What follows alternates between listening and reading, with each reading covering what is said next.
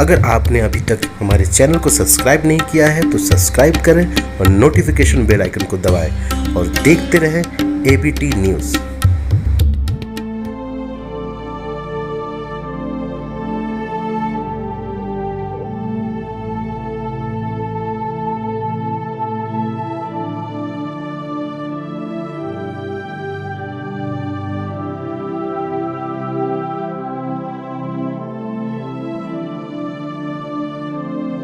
अरुण जेटली का आज निधन हो गया। उनसे पूरा उनके निधन से भाजपा परिवार आज दुखी है, पूरा देश दुखी है।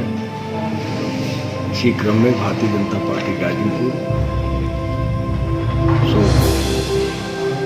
श्रद्धांजलि सभा का आयोजन किया गया है, जिसमें हम सभी भारतीय जनता पार्टी के कार्यकर्ता अपने नेता को श्रद्धासुमन अर्पित करते हैं।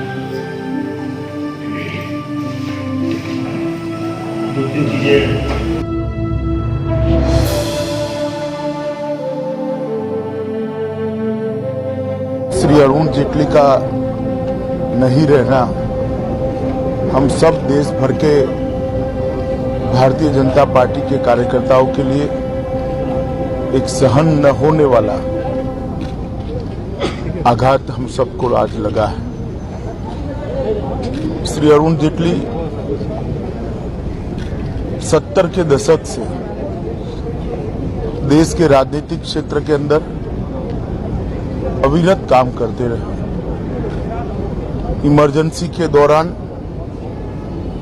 19 महीने जेल में रहने वाला छात्र नेता,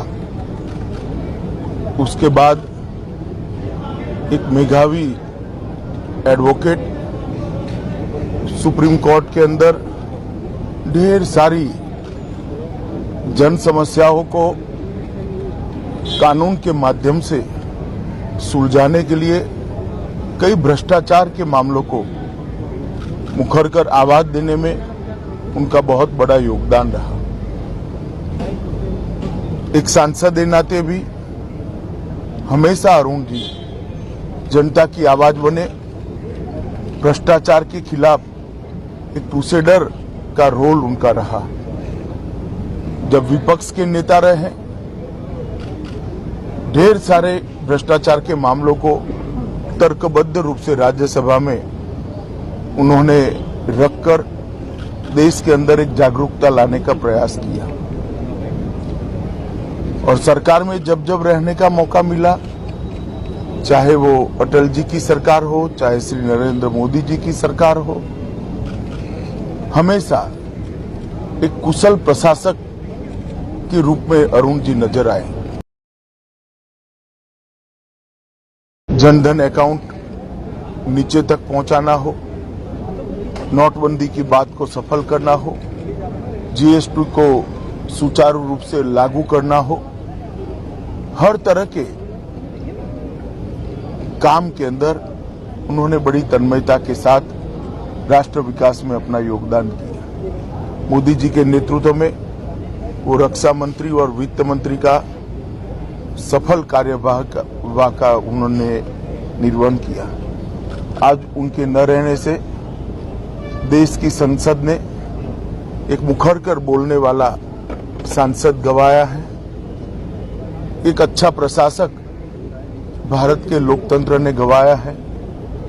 एक मेधावी वकील देश की सुप्रीम कोर्ट ने गंवाया है। और भारतीय जनता पार्टी ने अपने सबसे यशस्वी नेताओं में से एक नेता गंवाया है। जहां तक मेरा सवाल है, मेरे व्यक्तिगत जीवन में जब जब भी संकट आए, हमेशा अरुण जी मेरे साथ खड़े रहे हैं, मुझे ढाढ़स बंधाई। मेरे परिवार को भी कई बार उन्हें संकट के समय में बाहर निकालने का हौसला बंधाया और कई कार्यकर्ताओं के जीवन में इस प्रकार से वो मददरूप रहे। श्री अरुण जेटली हम सब के बीच में नहीं है। मैं परमात्मा से यही प्रार्थना करता हूं कि प्रभु इनकी आत्मा को चिर शांति दे और उनके परिवारजनों को और हम सब भारतीय जनता पार्टी के कार्यकर्ताओं को ये आघात सहन करने का हौसला दे। यही प्रार्थना ईश्वर के पास करता हूं। हो गया।